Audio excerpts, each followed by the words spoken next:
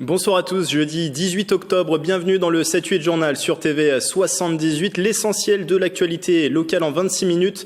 Tout de suite, les titres de cette édition. Un forum emploi dans un centre commercial, il était organisé aujourd'hui au sein de l'espace Saint-Quentin à Montigny-le-Bretonneux. Plusieurs enseignes présentes sur le site proposaient des postes, plus d'une vingtaine d'offres dans le secteur des métiers du commerce. Ces salariés courent pour la bonne cause. La 4e édition des Marcassins du Cœur se déroulait à la mi-journée. 3 courses à Guyancourt, dont un trail de 10 km. Et les profits seront reversés à 3 associations, les Restos du Cœur, les Dunes d'Espoir et l'Enfant Bleu. Enfin, c'est en ce moment Octobre Rose, le mois de sensibilisation au cancer du sein. Des associations se mobilisent à cette occasion. Le GV Plaisir s'associe par exemple au programme Gym après cancer. Les cours débuteront en novembre. Et puis invité dans ce journal, Olivier Deveau, nouveau directeur du CFA de la Chambre des métiers et de l'artisanat des Yvelines. Les locaux du centre ont été tout récemment rénovés. À la recherche de leurs futurs employés, c'est l'objet du Forum de l'emploi à l'espace Saint-Quentin. 7 enseignes du centre commercial ont participé à cet événement en partenariat avec Pôle emploi et Saint-Quentin en Yvelines. Reportage de Nicolas Dandry. Et on recherche aussi un CDD de 35 heures pour la période de Noël, du 7 au 24 décembre. D'accord. Devenir vendeur conseil dans cette enseigne de l'espace Saint-Quentin, 2 emplois recherchés par la responsable du magasin Nathalie Lebert. Un CDD pour la période de Noël et un CDI à partir du 4 novembre. C'est être vendeur, mais vendeur conseil. Donc en fait, nous, on fait de la mise en rayon, mais on fait aussi de l'accompagnement clientèle. Donc, c'est-à-dire la personne elle rentre dans la boutique, on l'accompagne de A à Z jusqu'à la fin de sa vente. C'est vraiment intéressant de pouvoir voir directement les managers dans des magasins et leur montrer notre motivation. Vendeurs, serveurs, managers ou employés de rayon, les différents postes à pourvoir lors de ce forum organisé ce jeudi 18 octobre au cœur de l'espace Saint-Quentin. Au total, près de 25 emplois recherchés par 7 enseignes du centre commercial. Un événement organisé par Pôle emploi, Saint-Quentin en Yvelines, le centre commercial et la Cité des métiers. L'objectif pour la Cité des métiers, c'est bien sûr de participer à la vie économique du territoire, autant pour les enseignes qui ont des besoins en recrutement que pour les demandeurs d'emploi ou toutes les personnes, salariés, étudiants, qui rechercheraient un emploi dans ces domaines. L'idée effectivement du montage de ce forum et le choix de la date correspond à un calendrier pour les enseignes. L'idée, c'est que les enseignes puissent avoir un vivier disponible pour les fêtes de fin d'année. Bien plus qu'un CV, ce sont les compétences qui sont mises en avant, les compétences des candidats et la transférabilité de ces compétences sur différents postes. On est sur les savoirs, les savoir-être et les savoir-faire. Près de 200 personnes sont venues sur le forum pour déposer leur candidature. L'association des Marcassins du Cœur a organisé aujourd'hui la 4e édition de sa course solidaire. Le départ s'est effectué à la mi-journée devant le siège de Sodexo, partenaire de l'initiative, le siège de Sodexo qui est à Guyancourt. 350 salariés ont donné de leur temps à la pause déjeuner. Les fonds récoltés iront à des associations caritatives. Retour sur ce rendez-vous avec Manon Varaldo. Enzo, 4 ans, est atteint d'une maladie neuromusculaire rare, la myasthénie congénitale. Il prend part à cette course grâce à une jolette, un fauteuil tout-terrain. C'est la première fois que sa mère Cindy peut courir à ses côtés. C'est un combat de tous les jours. Il a un traitement, mais au quotidien, ça ne l'aide pas. Ça le guérit pas en fait. Ça va l'aider à marcher. Il va marcher 2 minutes. Voilà, c'est un combat de tous les jours. Il y a les soins, il a eu dernièrement une gastrostomie pour pouvoir être nourri par l'estomac. Cette course solidaire s'est déroulée pendant le temps du déjeuner afin de permettre à des salariés de participer. 350 salariés courent pour la bonne cause. 3 parcours étaient proposés. C'était 10 km, c'est vrai que rapidement il y a pas mal de montées, donc on est rapidement surpris, mais en fait au final ça va, ça se fait, c'est dans un cadre très agréable et c'est vrai que quand c'est pour la bonne cause, autant forcer, quoi. L'intégralité des profits de cet événement sont reversés aux associations Les Restos du Cœur, l'Enfant Bleu et les Dunes de l'Espoir. L'idée de départ qu'on a eue, c'est en gros de créer un événement solidaire et sportif solidaire. C'est-à-dire, on prend l'argent, mais on reverse la totalité de ce qu'on a et on ne garde rien pour nous. En 3 éditions, les Marcassins du Cœur ont reversé plus de 15 000 €. Cette initiative s'adresse aux personnes qui sont ou qui ont été touchées par le cancer. Après les vacances de la Toussaint, l'association GV Plaisir proposera des cours gym après cancer. Pour parler de cette initiative, sa présidente Marie-Claude Giry, bonsoir. Bonsoir. Vous êtes donc la présidente du GV Plaisir. Alors, juste avant de... L'association gymnastique volontaire de plaisir. Gymnastique volontaire de plaisir, vous faites bien de le préciser. Alors, juste avant de présenter ce programme, l'association se mobilise chaque année à l'occasion d'Octobre Rose, c'est le mois de sensibilisation au cancer du sein. De quelle manière vous vous mobilisez ? Alors, on se mobilise, c'est-à-dire qu'on participe à différents événements nationaux, comme Odyssea, Imagine for Margot. On mobilise donc les troupes pour venir à cet événement, et puis on s'habille aussi dans la salle. Tous les participants au cours s'habillent en rose. Bon, maintenant, on met aussi une urne pour récolter des dons. Pourquoi c'est important pour vous de se mobiliser à ce moment ? C'est important parce que notre fédération, qui est la Fédération française d'éducation physique et de gymnastique volontaire, depuis 25 ans porte le concept sport santé. Et elle a mis au point en 2011 un programme qui s'appelle donc Gym Cancer. Et nous, dans notre association, il nous tient à cœur de pouvoir aider ces personnes dans la maladie. Parce qu'on sait très bien, le corps médical le témoigne, que faire une activité physique adaptée durant la maladie aide à supporter les traitements, permet aux gens de sortir de chez eux, donc de rompre l'isolement, évite 50% des récidives, permet de retrouver confiance en soi et de se réapproprier son corps. Et nous, dans une association que la nôtre, qui est très importante, qui a bientôt 40 ans d'existence, on se devait de porter ces séances pour aider ces gens-là. On va reparler du concept dans un instant. Alors, votre club, vous le disiez, est affilié à la Fédération française d'éducation physique et de gymnastique volontaire. Tout à fait. C'est-à-dire qu'il n'y a pas de compétition, on est vraiment sur du sport santé. Voilà, on est sur du sport santé, du sport de loisirs. En fait, notre fédération est la seule en France qui s'adresse à tous les publics. Des petits bébés qui commencent à 12 mois par de la gym câline, gym douche, gym bébé, et on va jusqu'aux très grands seniors et aux activités physiques adaptées. Et là, on est en plein dans le sport santé avec ce programme Gym après cancer. Quel est le principe ? Alors le principe, c'est que les gens, déjà, je vous l'ai dit tout à l'heure, se réapproprient leur corps, retrouvent confiance en eux, sortent de chez eux, donc c'est rompre l'isolement. En fait, ils ont besoin de parler aussi ensemble de leurs problèmes. Et puis nous, on les aide à travers une activité. Alors il y a une séance en salle d'1 heure le lundi et une autre à l'extérieur. Parce qu'à l'extérieur, elles font de la marche, un peu de dynamique. Oui. À la salle, c'est de l'oxygénation, c'est de la relaxation, c'est de l'équilibre. En fait, c'est tout ça qu'on travaille. Un peu de renforcement musculaire, mais c'est de la gym adaptée en fonction un peu du cas de chacun. Et pour les personnes qui sont atteintes du cancer, il n'y a aucun risque à pratiquer du sport. Peut-être au contraire, il y a des bienfaits. Au contraire, c'est la Ligue contre le cancer qui nous les envoie. Et en fait, les médecins sont unanimes, les oncologues aussi, pour dire qu'une activité physique aide les gens justement dans la maladie. En phase de rémission aussi, ça peut être un tremplin pour repartir, la pratique du sport. Voilà, l'objectif, c'est déjà au début du traitement, c'est d'essayer de les mettre dans une activité physique pour qu'ils se réapproprient leur corps et tout ça. Mais à la fin du traitement, notre objectif à nous, c'est que ces séances deviennent une passerelle pour qu'ils puissent ensuite intégrer d'autres activités au sein du club. C'est-à-dire, vous le disiez, il y a des aspects psychologiques, des bienfaits psychologiques, aussi physiques. Oui, les gens en fait témoignent du fait que finalement, ils se sentent mieux dans la vie, mieux dans leur corps, ils se mettent à bouger et ils ont envie de continuer en fait. C'est ça qui est formidable. Alors vous le disiez, 2 séances par semaine, c'est ça ? Oui, pour l'instant, nous on fait 2 heures par semaine, ce qui est pas mal déjà. Et comment vont se dérouler ces séances, justement ? Alors, elles existaient déjà. Voilà, ce que je veux dire, c'est qu'on a fait une petite interruption, parce qu'en fait, notre animatrice, qui était certifiée Gym Cancer, a eu des soucis physiques, donc elle ne peut plus animer. Donc, on a 2 animatrices qui partent en formation à la fin du mois d'octobre, et on va redémarrer les séances. Mais les 4 personnes qui sont déjà chez nous ont intégré des cours de stretching, de relaxation, de pilates, pour qu'on continue à les conserver, de la marche active. Oui, c'est des cours en intérieur, en extérieur. Il y a différentes choses qui sont... Elles ont besoin aussi d'aller dehors, de marcher et d'avoir un peu d'oxygénation et des choses comme ça. Alors, l'idéal, j'imagine, c'est de pouvoir suivre tout le programme de novembre jusqu'à fin juin pour aussi observer les bienfaits, l'évolution. Oui, bien sûr, la progression. Mais après, ce sont des gens qui ne sont pas toujours assidus puisqu'ils sont assujettis à suivre des traitements. Donc, ils viennent quand ils peuvent, quand leur corps leur permet aussi. Mais bon, nous on est là et puis on les voit progresser, on les voit avec le sourire et ça nous fait plaisir. Et c'est des cours qu'on peut rejoindre toute l'année, même si on vous rejoint en décembre. Les gens peuvent s'inscrire tout au long de l'année, bien sûr.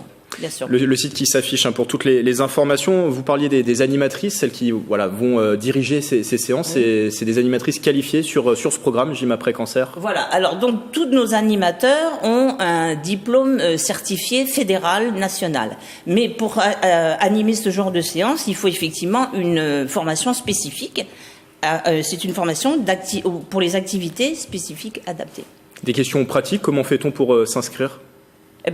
On va sur notre site internet de la GV Plaisir ou sur Facebook et puis on regarde les informations, le planning, les séances, tout est indiqué pour s'inscrire. Une licence, grosso modo, ça coûte combien pour pratiquer ? Alors pour la Gym Cancer, ça doit coûter 81 € l'année plus licence assurance, ça fait 122 € l'année pour 2 heures par semaine. Et du coup, ces séances qui sont suivies au sein de votre association, est-ce qu'il y a une suite après ? Est-ce que vous suivez les personnes qui ont pu avoir ces cours ? Oui, alors en général, les gens sont fidèles, ils reviennent, et d'autres ont intégré d'autres séances. Maintenant, on les retrouve en stretching, on les retrouve en relaxation, on les retrouve en pilates ou en marche active, oui, bien sûr. On le rappelle, il nous reste 1 minute, les cours débutent après les vacances de la Toussaint. Alors, les cours vont démarrer à partir du lundi 5 novembre, oui. Et toutes les informations, on les retrouve, je le rappelle, sur notre site gvplaisir-livehost.fr. Il s'affiche, voilà, en même temps que votre annonce. Merci Marie-Claude Giry d'avoir été avec nous, présidente du GV Plaisir, gymnastique volontaire de plaisir, qui proposera donc après les vacances de la Toussaint des cours gym après cancer. Un nouveau marché au Clé-sous-Bois, il va voir le jour sur le parking public situé à côté du marché actuel. Les travaux viennent de démarrer pour 1 an. L'objectif, c'est de proposer un marché modernisé avec une nouvelle halle afin de reconquérir les clients. Beaucoup ont déserté les lieux à cause de la vétusté. En attendant la livraison de ce marché flambant neuf, les commerçants ont été déplacés sur l'avenue Maurice Jouet. Vous pouvez les retrouver sur place le dimanche matin. Le portrait de la semaine, c'est maintenant.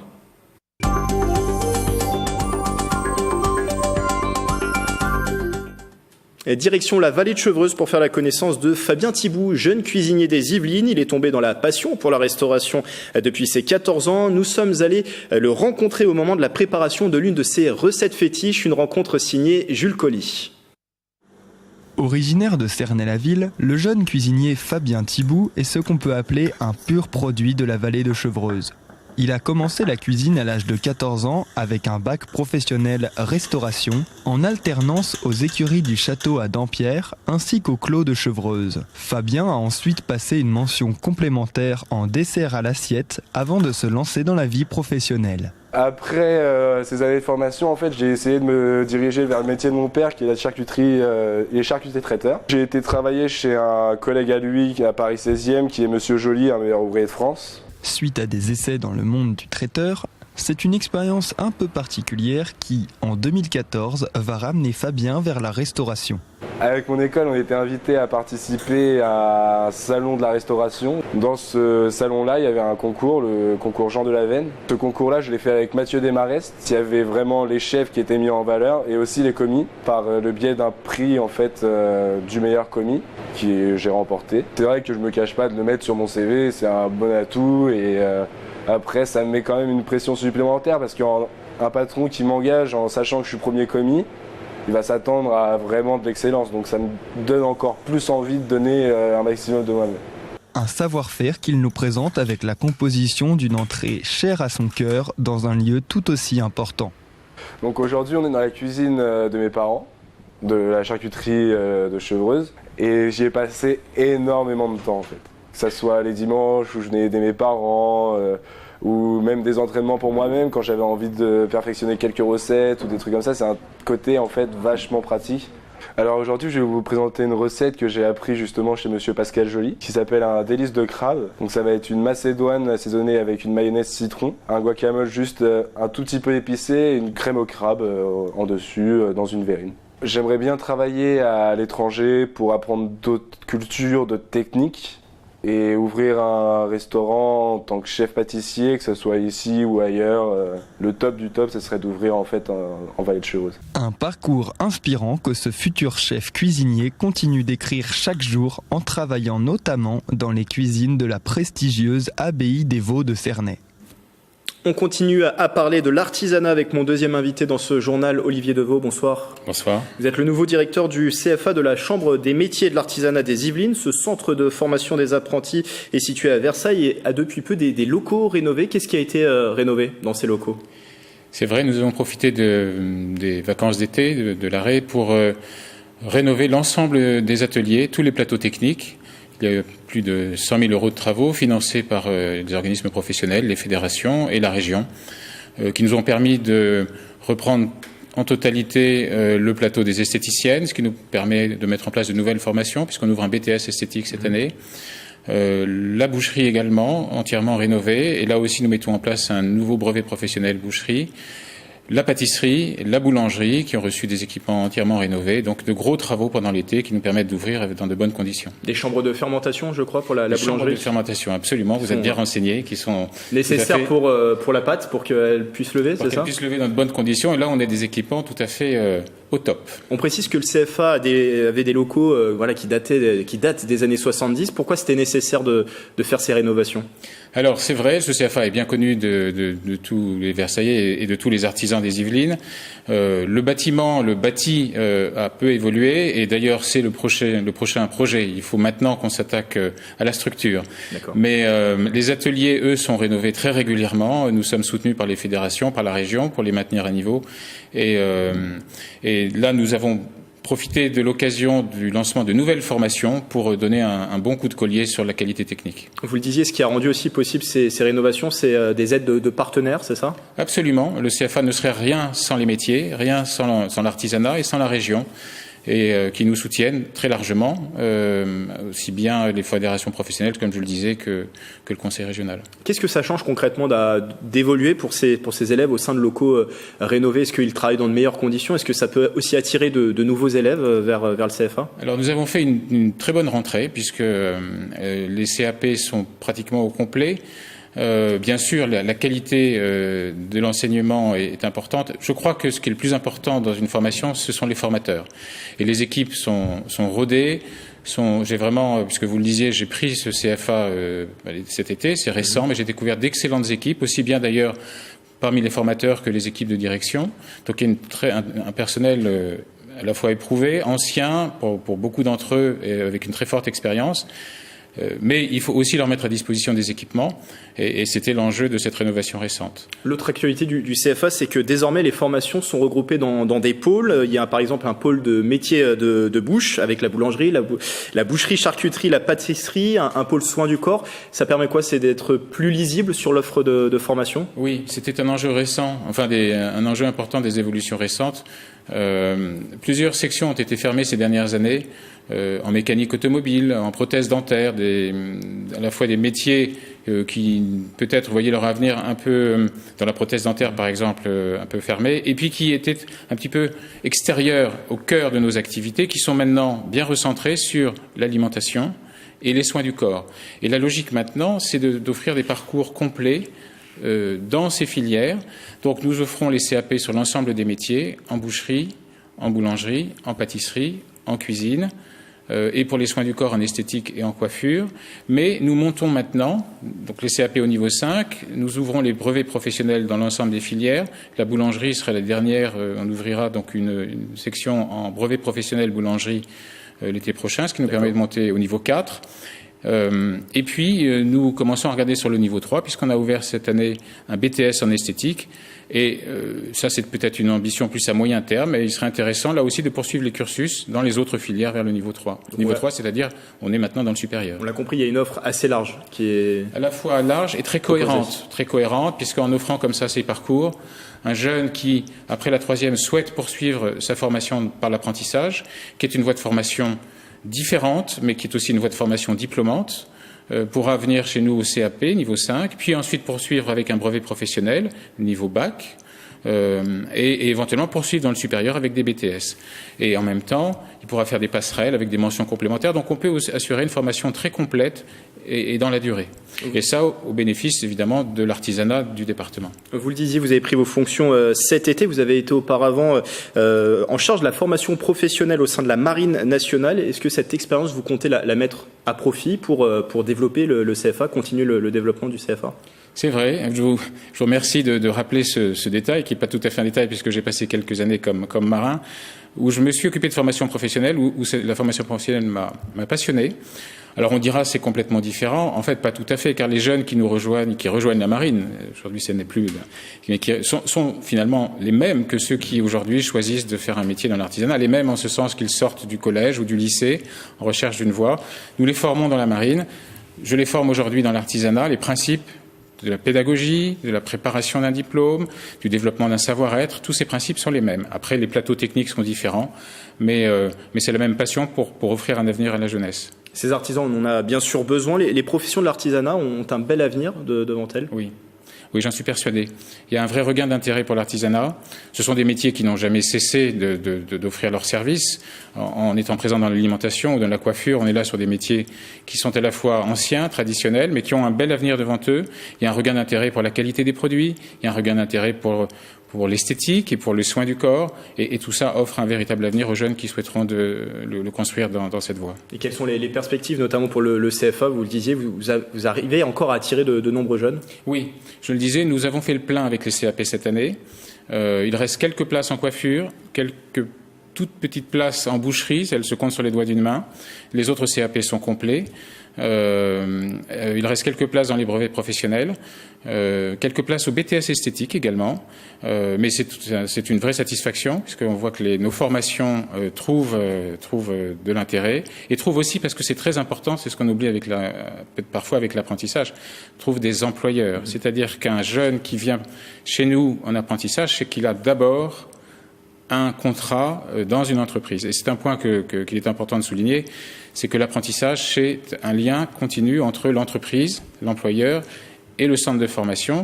Le centre de formation prépare le diplôme et l'entreprise offre la base de la compétence. Et c'est cette complémentarité et donc ce tissu très, très dense entre les entrepreneurs du département, le centre de formation qui vraiment offre la qualité de formation. Et toute cette offre de formation, on la retrouve sur le site internet du CFA qui s'affiche en bas de l'écran. Merci Olivier Deveau d'avoir été avec nous. Merci. Directeur de ce CFA de la Chambre des métiers et de l'artisanat qui est situé à Versailles. Du sport, les meilleurs athlètes du monde de la discipline à Saint-Quentin-en-Yvelines. Le Vélodrome national accueille à partir de demain la première manche de la Coupe du monde de cyclisme sur piste UCI jusqu'à dimanche. C'est la première fois dans sa jeune histoire que l'enceinte yvelinoise reçoit cette compétition. 25 pays seront représentés, plus de 250 pistards présents, parmi lesquels bien sûr ceux de l'équipe de France, les confirmés François Pervy et Grégory Boger, mais aussi la jeune génération incarnée notamment par Mathilde Gros et Sébastien Vigier. Propos recueillis par Patrick Jacques de Dixmude et Mickaël Elmidoro. On est sur des courses de très haut niveau. Après, on est dans le contexte de la qualification pour les Jeux Olympiques de Tokyo 2020. Donc, c'est la Coupe de France, la Coupe du Monde de Saint-Quentin est le deuxième événement, donc sur une série de 16 qui sont qualificatifs. Donc, nos Français sont en forme. Nos Français sont de bons coureurs, enfin, spécialement donc dans les catégories de sprint. Donc oui, c'est vraiment un grand événement qui va avoir lieu dans le Vélodrome de Saint-Quentin-en-Yvelines. Première manche de la Coupe du Monde à partir de demain et jusqu'à dimanche au Vélodrome national de Saint-Quentin-en-Yvelines. Culture à Rambouillet, où un véritable bestiaire a investi la salle Patenôtre jusqu'au 21 octobre. La ville propose sa 13e biennale de la sculpture animalière. Du bronze à la terre cuite, plus d'une centaine de créations est à découvrir. Découverte justement avec Mélanie Poquet. Il rugit, imposant, tout de lame d'acier. Ce gardien semble protéger ses congénères. Depuis le 7 octobre, l'animal s'expose à Rambouillet pour la 13e biennale de la sculpture. Rambouillet est situé au milieu d'une forêt dans laquelle on a beaucoup d'animaux. Il y a une tradition animalière à Rambouillet depuis fort longtemps et c'est cette tradition-là que nous avons souhaité conserver avec cette exposition liée aux animaux en particulier. De l'animal domestique à l'animal sauvage, des œuvres discrètes, d'autres monumentales. La biennale rassemble un véritable bestiaire où toutes les techniques sont représentées. 43 artistes exposent plus d'une centaine d'œuvres.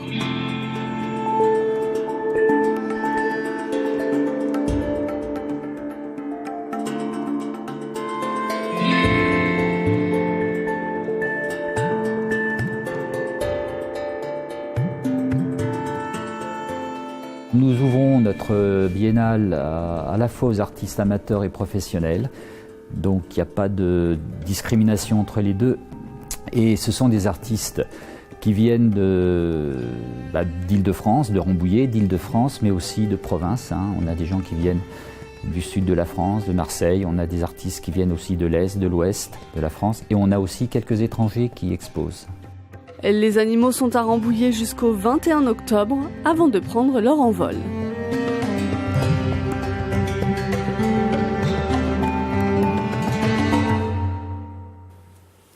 Avant de vous quitter, de demain à dimanche, ce sont les Journées nationales d'architecture. Une visite-conférence du Théâtre national de Saint-Quentin en Yvelines est programmée samedi à 14h30.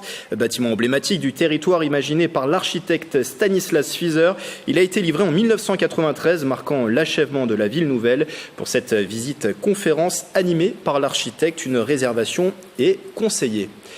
D'autres idées de sortie loisirs sont à retrouver dans l'émission 7-8 Loisirs, justement présentée par Marilène Yapichino. C'est la fin du 7-8 Journal. Belle soirée avec TV78.